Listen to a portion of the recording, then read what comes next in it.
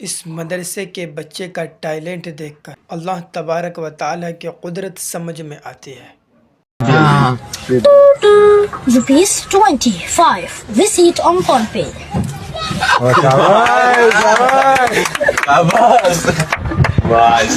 सुने जरा सावधान, अगर आपको अनजाने नंबरों से पुलिस, सीबीआई, कस्टम या जज के वीडियो कॉल आते हैं तो डरे नहीं, ये साइबर अपराधी हो सकते हैं जिनकी रिपोर्ट राष्ट्रीय साइबर हेल्पलाइन नंबर 1930 पर तुरंत करें। गृह मंत्रालय द्वारा जारी।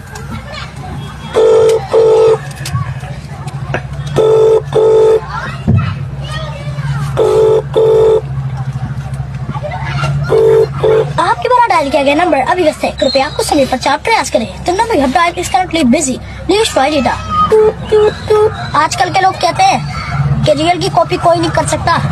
लो एक ऐसा बंदा आया जिसका नाम मोहम्मद गुलाम जिलानी है जो रियल की कॉपी कर सकता है।